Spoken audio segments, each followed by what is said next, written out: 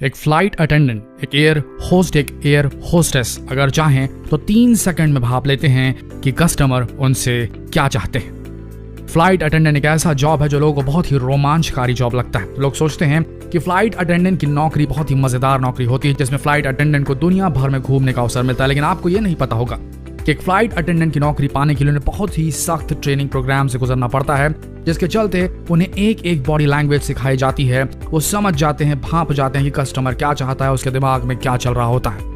Flight attendants को और air hostesses को ऐसी तरीके से तैयार किया जाता है कि वो वाहियात से वाहियात लोगों को भी आराम से हैंडल कर सकते हैं। उन्हें एक फ्लाइट अटेंडेंट बनने के लिए बहुत सी चीजों से गुजरना पड़ता है, और यकीन मानिए एक फ्लाइट अटेंडेंट का जॉब इतना आसान नहीं होता।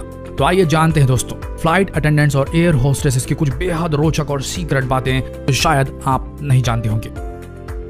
फ्लाइट अटेंडेंट्स या एयर होस्टेसेस अपने हाथ पीछे क्यों रखती हैं?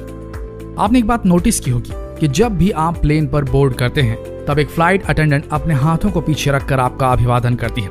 लेकिन आपको बता दें कि ये लोगों के स्वागत में नहीं खड़ी रहती, बल्कि ये लोगों की गिनती करती है कि कितने लोग अब तक फ्लाइट में चढ़ चुके हैं। वो ऐसा इसलिए करती हैं क्योंकि अगर वो उंगलियों से उन्हें गिनना शुरू करेंगी तो वो बहुत ही अभद्र लगेगा और लोगों को ऐसा लगेगा कि फ्लाइट अटेंडेंट उनकी रेस्पेक्ट नहीं कर रही। इसलिए उन्हें ट्रेनिंग में सिखाया जाता है कि उन्हें हाथों को पीछे रखकर ही गिनती करनी है। गुप्त सोने की जगह। लंबी उड़ानों में कई यात्री सो जाते हैं, लेकिन फ्लाइट अटेंडेंट का क्या वे जागती रहती हैं? नहीं, ऐसा बिल्कुल नहीं।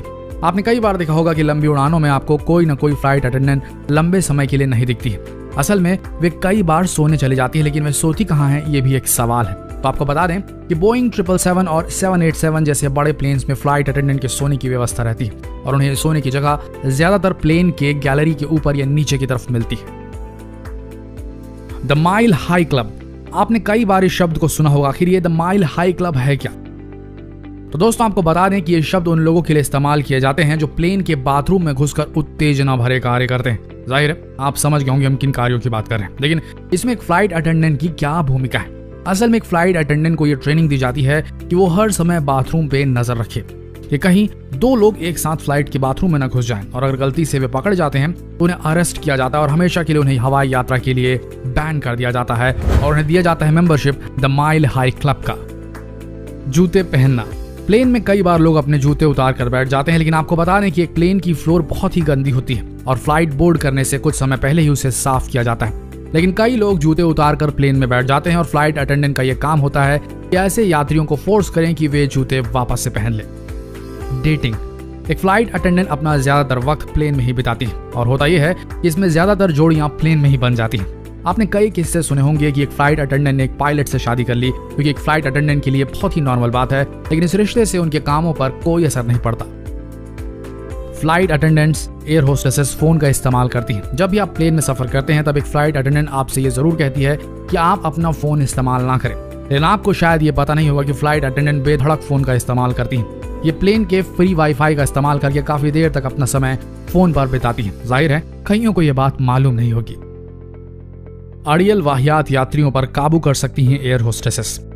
एक फ्लाइट अटेंडेंट को यह भी ट्रेनिंग दी जाती है कि अगर उन्हें कोई ऐसा व्यक्ति मिल गया जो प्लेन में उपद्रव मचा रहा है तो उसे आसानी से काबू कर सकती है। उनके पास हमेशा जिप टाई मौजूद होती है जो किसी के भी हाथों को बांध सकती है। साथ ही उन्हें यह भी ट्रेनिंग दी जाती है कि किस तरीके से एक व्यक्ति को सीट बेल्ट की मदद से सीट पर ही बांध दिया जाए। सिग्नल। प्लेन काफी बड़े होते हैं। कई बार एक फ्लाइट अटेंडेंट प्लेन के एक कोने में होती है तो दूसरी जो होती है वो दूसरे कोने में होती है। तब ये दोनों फ्लाइट अटेंडेंट्स जो होती हैं वो एक दूसरे से बात करने के लिए चिल्लाती नहीं है, बल्कि एक विशेष तरह के सिग्नल से एक दूसरे से बात करती है, और ये सिग्नल उन्हें उनके ट्रेनिंग में सिखाई जाती है। कई बार आपने बीप का साउंड प्लेन में सुना होगा। असल में साउंड फ्लाइट अटेंडेंट को ये बताने के लिए बजाया जाता है कि प्लेन की उड़ान का सबसे मुश्किल समय निकल चुका है। ये सारे सिग्नल एक फ्लाइट अटेंडेंट के लिए सबसे जरूरी चीज होती है, और उन्हें ये सारी चीजें ट्रेनिंग प्रोग्राम में सिखाई जाती है। यात्रियों में मेल जोल बढ़ाना। एक फ्लाइट अटेंडेंट चाहे तो वो किसी भी यात्री से मेल जोल बढ़ा सकती है, और इसके लिए उन्हें कोई मनाही नहीं होती। वैसे ऐसे कई प्रोफेशंस हैं, जैसे कि एक डॉक्टर अगर चाहे तो अपने पेशेंट को डेट कर सकता है, ठीक उसी तरह एक फ्लाइट अटेंडेंट को भी डेट करने की कोई मनाही नहीं होती। यह आपको पहले ही भांप लेती है। जब भी आप किसी प्लेन में एंटर करते हैं तब वहां पर एक फ्लाइट अटेंडेंट आपका अभिवादन करने के लिए खड़ी रहती हैं, लेकिन असल में उन्हें ट्रेनिंग में सिखाया जाता है कि वो व्यक्ति को देखकर पहले ही भांप लें कि कौन सा व्यक्ति प्रॉब्लम क्रिएट कर सकता है और कौन नहीं। ये भी समझ जाती हैं कि आपातकालीन स्थिति में किसी व्यक्ति से मदद लेनी है। इन्हें ज्यादा तनख्वाह नहीं मिलती है। कई लोगों को ये लगता है कि एक फ्लाइट अटेंडेंट की तनख्वाह अच्छी खासी होती है, लेकिन आपको बता दें कि ऐसा नहीं है। एक अटेंडेंट को उड़ान भरने से पहले सेफ्टी चेक करना होता है, यात्रियों का स्वागत करना होता है, लेकिन उन्हें ये सब कामों के लिए पैसे नहीं मिलते। उन्हें घंटों के हिसाब से पैसे दिए जाते हैं और उनका ये पेइंग आवर तब चालू होता है जब प्लेन टेक ऑफ कर लेता है, और जैसे ही प्लेन लैंड करता है तब उनका पेइंग आवर समाप्त हो जाता है। शराब हानिकारक है। कभी भी प्लेन में ज्यादा शराब पीकर मत बैठिए, क्योंकि ज्यादा शराब पीने से शरीर में ज्यादा नेगेटिव इफेक्ट होता है, और अगर आपने ज्यादा शराब पी रखी है तो फ्लाइट अटेंडेंट को यह पावर होता है कि वो आपको तुरंत प्लेन से नीचे उतार सकती है, जिसके लिए आपको 2 साल तक की जेल भी हो सकती है। लेकिन ये अगले एयरपोर्ट पर लैंड करने के बाद ही हो सकता है, हवा के बीच तो बिल्कुल भी नहीं। कभी कॉफी ऑर्डर मत कीजिए प्लेन की सवारी में। जब कभी भी आप प्लेन में सफर कर रहे हैं तो कभी भी कॉफी या चाय ऑर्डर मत कीजिए, क्योंकि प्लेन में रखा गर्म पानी का टैंक कई सालों तक साफ नहीं होता है। दूसरी बात ये कि गर्म पानी का वॉल्व और बाथरूम का वॉल्व आस पास ही होते हैं, और फ्लाइट अटेंडेंट भी आपको कभी सजेस्ट नहीं करेंगे कि आप कॉफी ऑर्डर करें। अगर आपको कुछ पीने का मन है तो आप एक वाटर बॉटल या कैन ड्रिंक ही ऑर्डर कीजिए। आगे बढ़ते हैं। एयर होस्टेस या फ्लाइट अटेंडेंट बनना उतनी अच्छी नौकरी नहीं जितना लोग समझते हैं। कई लोगों को यह लगता है कि एक फ्लाइट अटेंडेंट की नौकरी बहुत ही ग्लैमरस जॉब है, जहां उन्हें नई नई जगहों में घूमने मिलता है, लेकिन ऐसा नहीं है। एक फ्लाइट अटेंडेंट हवा में उड़ते हुए किसी वेटर के समान ही है। एक फ्लाइट अटेंडेंट को सुबह 4 बजे उठना पड़ता है और वे ज्यादातर जेट लैग का शिकार रहती है। उन्हें छुट्टियों में भी काम करना पड़ता है, और इस जॉब की सबसे बुरी बात यह है कि इस जॉब में फ्लाइट अटेंडेंट को अपने परिवार से काफी लंबे समय तक दूर रहना पड़ता है। फर्स्ट क्लास की सीट ज्यादा रिस्की होती है। कई बार लोगों को यह लगता है कि फर्स्ट क्लास की सीट ज्यादा आरामदायक होती है, लेकिन आपको बता दें कि अगर कहीं प्लेन दुर्घटनाग्रस्त होता है तो सबसे पहले फर्स्ट क्लास के पैसेंजर की जान जाती है।